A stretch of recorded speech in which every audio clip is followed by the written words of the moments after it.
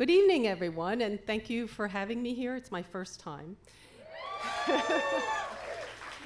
So in order to understand my story of bad advice, I wanted to explain a little bit about me so you'll know how to situate this story. So I am the 10th of 11 children. My mother had me when she was 42, and she thought, yay, I'm in the all clear finally. Well, no, 5 years later, when she was 47, she had one more, my sister Patty, who's over there and who twisted my arm to come here tonight. So I'm one of 11. That's the first thing to know. The second is that my father, unfortunately, passed away when he was 49. So I was 7, Patty was 2, so there were children from age 2 to 22. It was chaos. So my mother had to quickly rely on my grandmother and her sister, who never had children, to help out when she went back to work. And so the biggest group of people, I should say, to help give advice to those of us who were youngest in the line were the older siblings. So if any of you have a sister or a brother older, you know that advice you get from them is not always based on reason or carefully thought out planning or years of experience. A lot of times it's just to get you in trouble. So we had a lot of chaos. I'll just explain a little more of that, and then I'll tell you the worst of the bad advice I got. So we would spend a lot of time trying to drive each other crazy. And one of the things you would do, just try to trick each other. One of the things was at night, 4 kids to a room. If you could just kind of slither out of bed when everyone was finally asleep, when you thought they were asleep, and work your way very slowly across the floor, hoping nobody would notice. And it sometimes took a long time to get across. Get under somebody's bed, put your hands under their mattress, and slowly push it up until they screamed in fear and woke up. But sometimes you would encounter someone coming the other way when you were making your journey across. So we had one sister in particular who liked to give advice to us younger ones, and she's 5 years older than me, and it's Margaret, my sister Margaret. Love her dearly.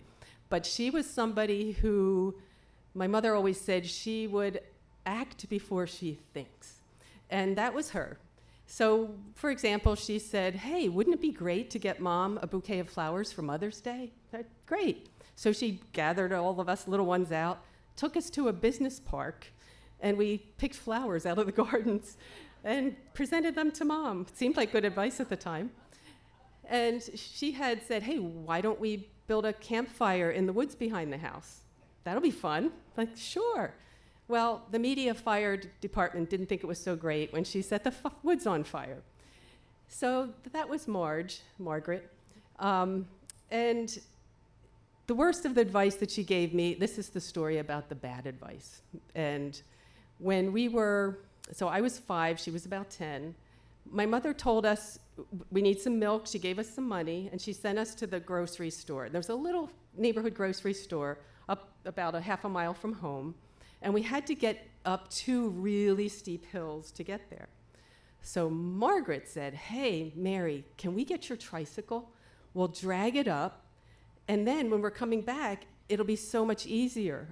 And I said, how are we going to do this? We had 2 glass bottles, because at the time, milk is in glass bottles. And she said, don't worry, you'll just sit on the seat, hold on to the handlebars, I'll stand on the crossbar, I'll have 1 bottle in each hand, and it'll be just fine. So we made our way to the grocery store, got the milk, walked our way back to the hill, and I just remember, still in my mind, looking down this steep hill thinking, terrified, like what's going to happen? But she said, get on, this is great, you'll see. So I got on, put my feet on the pedals, held on. She held on to the 2 handlebars with her feet, firmly planted on the crossbar. We start heading down the hill, and quickly my feet could not keep up with the pedals. She couldn't steer. We were weaving in and out. And finally, we just wiped out. There was glass and milk everywhere. And Margaret slid stomach first on the glass, the broken glass. She had blood absolutely everywhere. So she stands up, and her first thing is, do you think Mom's gonna notice? So being a little kid, I didn't know. So we get home, and of course, Mom did notice, and she spent a lot of time cleaning Margaret up. But the weird thing about that whole episode that I keep thinking about as I've gotten older is the thing that upset me the most wasn't seeing my sister just bleeding profusely, and it was the fact that my mother gave us the little bit of money she had for the milk, and we failed at this task. And I thought, she doesn't have a lot of money. And so that was definitely spilled milk that was worth crying over.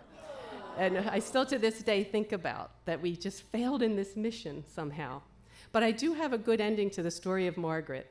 The acting before thinking really stood her well in life. She wound up getting the highest grade you can get on the nursing boards for Pennsylvania, and she doesn't care about blood and gore, and she's quick in a crisis, and she's been a wonderful nurse, and and somehow we all survived childhood. I don't know how, but I made it. So thank you for listening. Have a good night.